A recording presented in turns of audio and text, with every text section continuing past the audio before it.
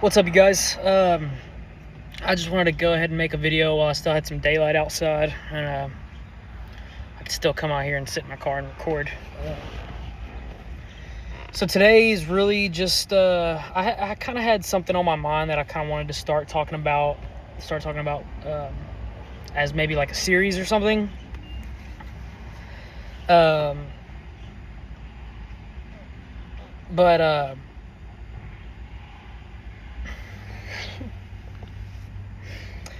all right, what's up, everybody? So today I just kind of wanted to bring up the first topic in a series.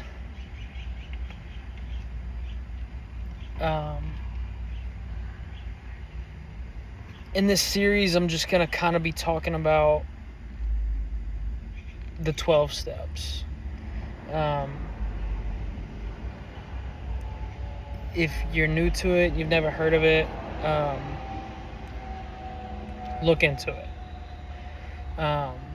Or just watch these videos and be talking about them. So these are kind of the 12 steps are, for a lot of people, majority of people that have recovered from addiction say that these 12 steps are 100% mandatory, every single one to be done in order. I've heard some people say it's like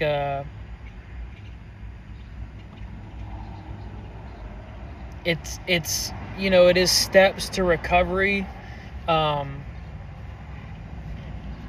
sometimes they can be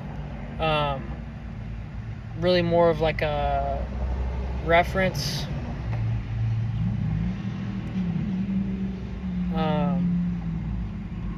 Some people have been at rock bottom and made it to recovery and have sustained, and been successful in their recovery, and they never even used the 12-step program. Maybe they just went maybe like just a straight up like religious route. And maybe, there's some people that I feel like maybe just hit rock bottom and that's enough for them. And they just do what they feel like they got to do and get it done. And they don't know nothing about the 12 steps. But for people like me, rock bottom wasn't enough. Crazy as it sounds. It's like, for me, it's like I can always dig a little deeper. I can always get a little bit lower, it seems like. I've gotten to some points where I'm like, damn, the only way I can go from here is up. But I soon realized that really wasn't the case. I could keep digging a little further if I wanted to.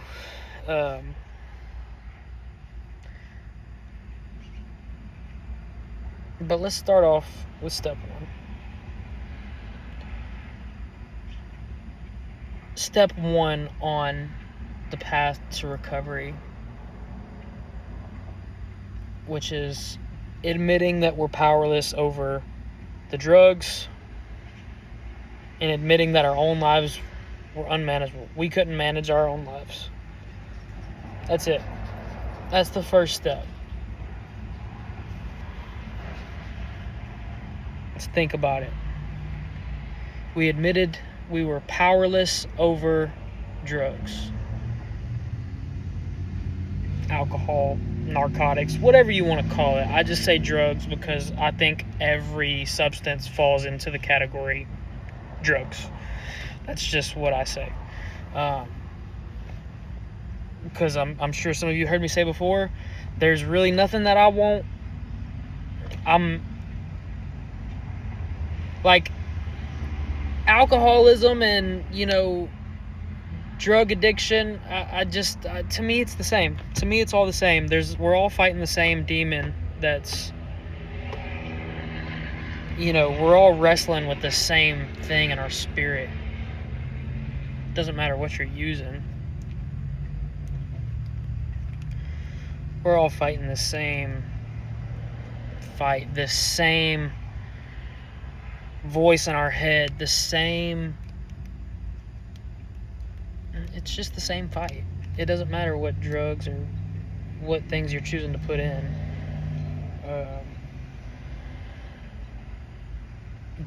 The addiction, though, is what we fight. The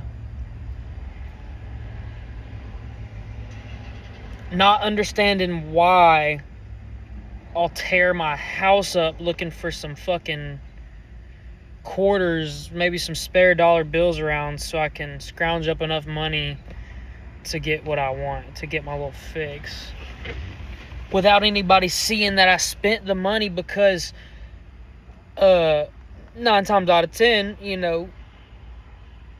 if married or in a relationship or whatever, people can see your money and what you're spending it on, and then you start lying. Man, it's hard to explain how deep this shit gets, man. Like, let me just tell you from my experience, and I'll just make it real short, sweet, and simple. I'm an addict, doing drugs. Wife says, hey, stop doing drugs. This ain't gonna work out. I don't want to be married if you're on drugs. Okay, gotcha. I'll quit. Yeah,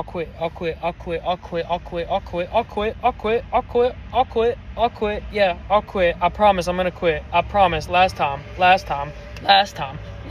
promise this is the last time. This is the last time. I promise you this is the last time. And slowly, as you do that for however long the people allow you to do them like that. For me, it was years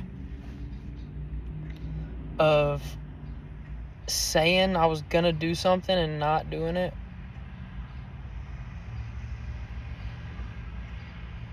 And I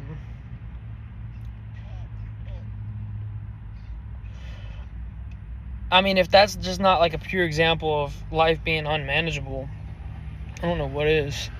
Like, hey bro, if you want to keep your life together and keep building a successful marriage and family with your kids and everything, you should stop doing drugs. And you can't manage to find the reason to do that. That's the unmanageability and just pure insanity of the addict mind. So we admit we are powerless over alcohol. We admit we're powerless over our DOC, and realize that our lives were unmanageable.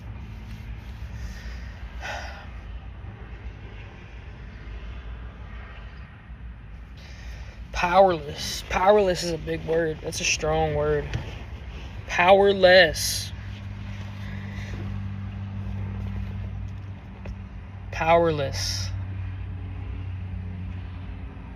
A state of being, of having no power.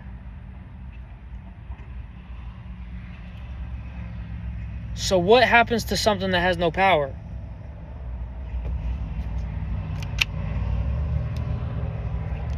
I'll ask you again. What happens to something that has no power?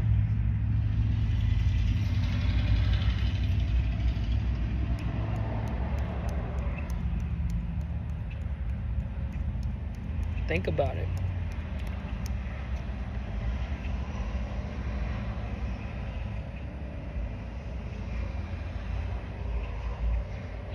Don't start. Don't go nowhere. Don't do it. It doesn't do anything.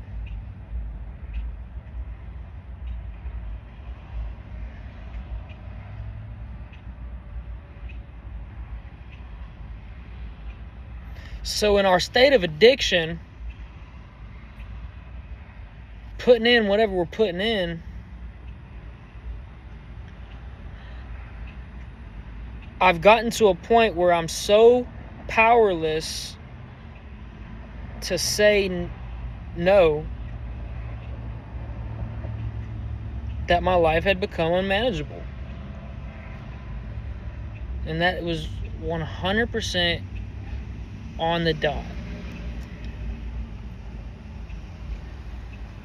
I don't responsibly manage anything in my life. Time, relationships.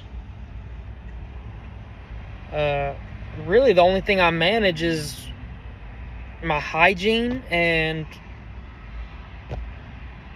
showing up to work so I can get a paycheck. I mean,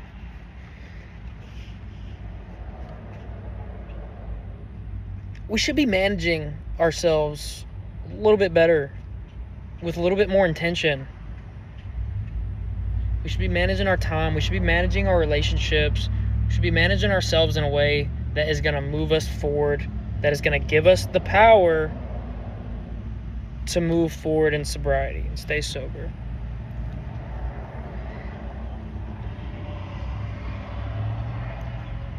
How can we do that? Well, first, let's manage our time. How many hours do we have in a day? 24. Let's make a schedule just in our head. All right, what time are we going to wake up? Let's say 9 o'clock in the morning. All right, at 9 o'clock in the morning, we need to know what we are going to do with our time. We need to manage our time. So if from 9 o'clock to 10 o'clock is taking a shit, taking a shower, and shaving and brushing your teeth, there we go. There's 1 hour. We got 23 left. And start filling the shit in with things that aren't drugs. And I know that's hard when you're literally suffering from withdrawals, just intense cravings. I mean, it's hard. I've been there. I've woken up at fucking 7 o'clock in the morning and told myself, today's the day one, sobriety, baby. I'm powerless. And by noon, by lunchtime, I was high. Check that out. Cunning, baffling, powerful, eh? That's what they told me. And I believe that.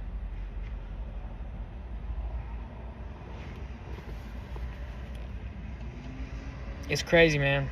Your mind will play tricks on you if you don't manage it. If you don't take your power back. You got to take your power back, and you got to manage your own life. You got to manage the aspects of your life that are going to keep you moving. That are going to keep you powered up.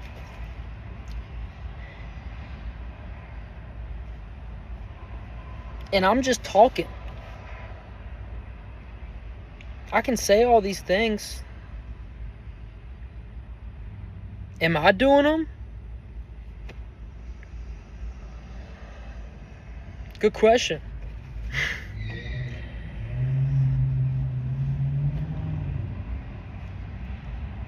We'll get better. We'll get better at it, but we have to put in the effort every day, every single day. And are we willing to make that commitment? Are we willing to achieve that level of discipline? I know for a lot of us right now, it probably doesn't feel like it. Honestly, deep down, a lot of us, and I'll speak for myself, I can say, yes, that's what I want so bad. And I know, like, yeah, it's such a weird feeling, guys, of like knowing that you could have, you could be doing better for yourself. But like deep down, there's like part of you that kind of is telling you that you don't really even want to do all that. Like, you would rather just stay how you are and not go through the trouble and all the work it's going to take to do this, to live right and to grow.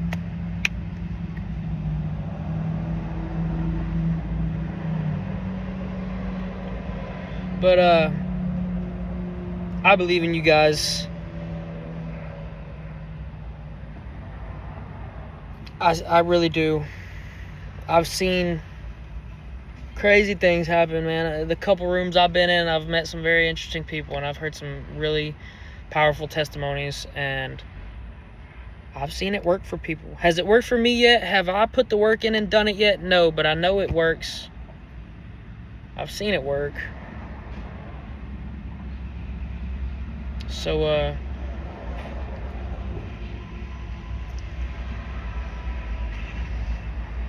just, guys, continue to,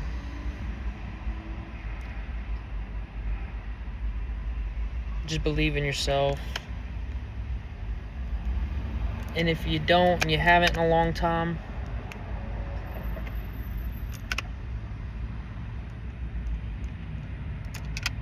we got to figure it out before we wind up just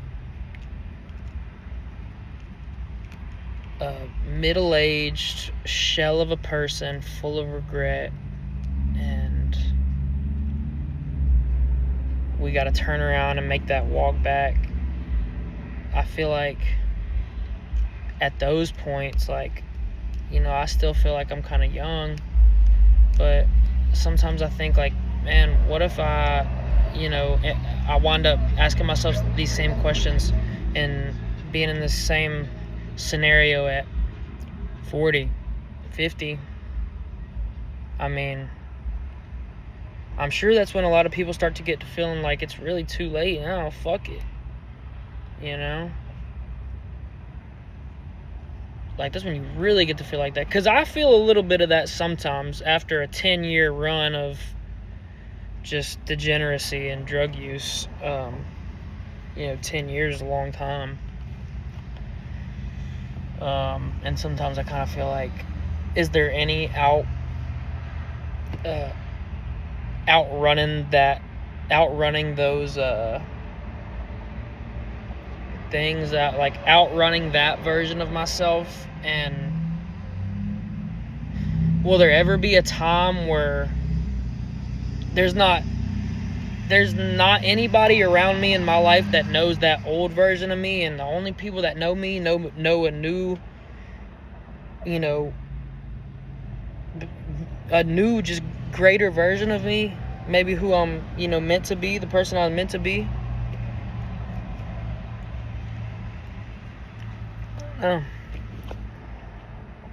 But I don't want to make it too depressing, but this is real life stuff, man. Like, a lot of people struggle with this.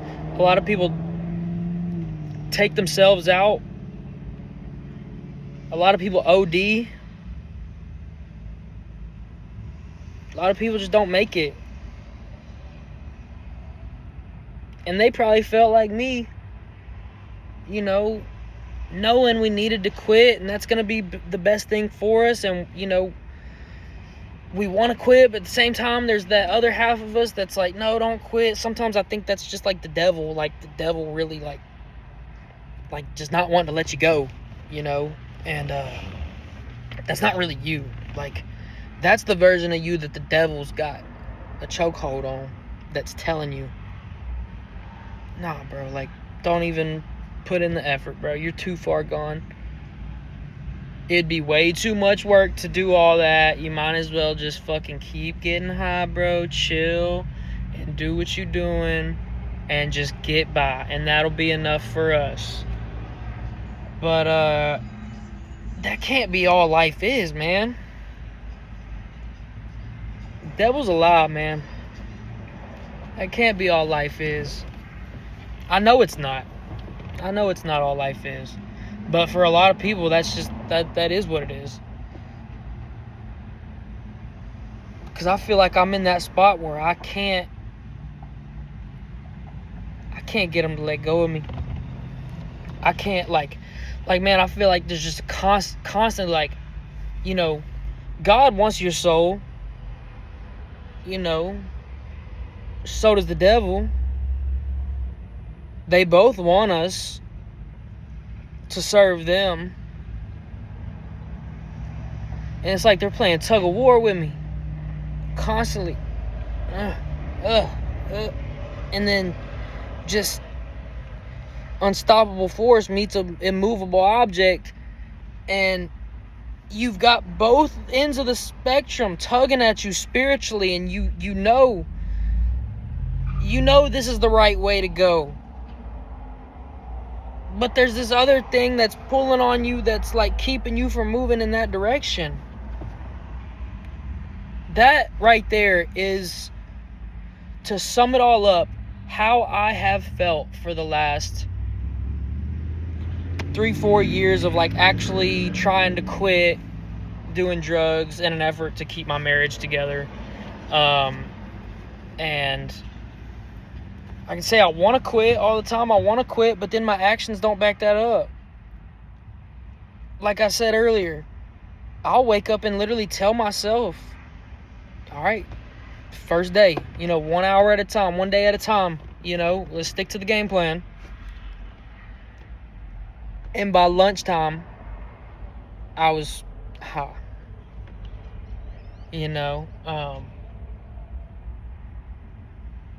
I gotta put in the work, man. I gotta put in the work. I gotta call my sponsor, man. I gotta check in. I gotta do my read my big book. I gotta do all these things, man. But there's like this, I don't know what's stopping me. I really don't know what's stopping me. Like I said, there's just some level of comfortability just telling yourself you don't have to change. You don't need to do all this stuff. And you'll figure it out. But no, I don't think I will. I don't think if I don't do any of this shit that I'm talking about, all this effort and dedication to recovery, I'm not going to recover ever.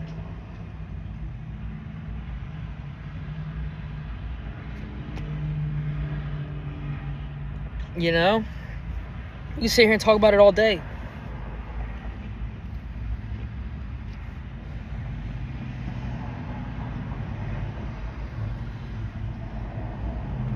I don't want y'all to think I'm hitting some weird shit. It's a goddamn vape.